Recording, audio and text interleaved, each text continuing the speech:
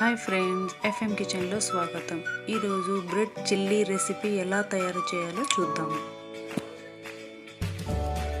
చూడండి, ఈ bread chilli recipe ఎంత సాఫ్ట్గా టేస్ట్గా ఉంటుందో ఒకసారి చేసి చూడండి.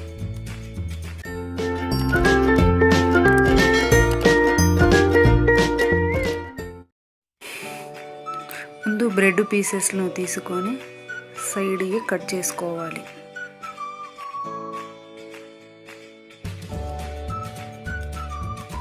తర్వాత చిన్న చిన్న ముక్కలు ఇలా కట్ చేసుకోవాలి.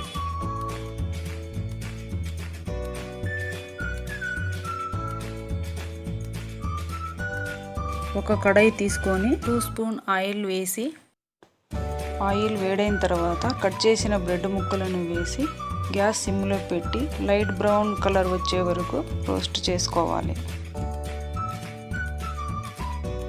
ఇలా రోస్ట్ అయిన తర్వాత ఒక ప్లేట్లో ట్రాన్స్ఫర్ చేసుకోవాలి. అదే కడాయి తీసుకొని 1 స్పూన్ ఆయిల్ వేసి, ఆయిల్ వేడైన తర్వాత అల్లం వెల్లుల్లి ముక్కలు వేసి లైట్గా ఫ్రై చేసుకోవాలి. సన్నగా తరిగిన 2 పచ్చిమిర్చి, సన్నగా తరిగిన 1 ఉల్లిగడ్డ, 1 క్యాప్సికము, ఆనియన్ లీఫ్ వేసి 2 నిమిషాల వరకు ఉడకనివ్వాలి. చిటికెడు పసుపు, 1/2 టీ స్పూను ఉప్పు వేసి బాగా కలుపుకోవాలి.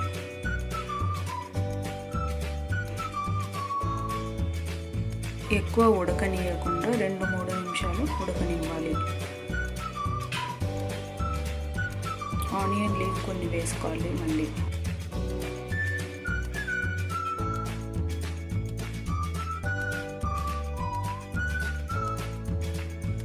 1 spoon soya sauce, 1 spoon chilli sauce,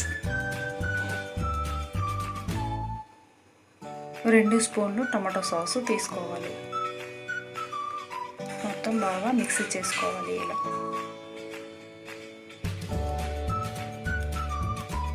1 spoon cornflour తీసుకొని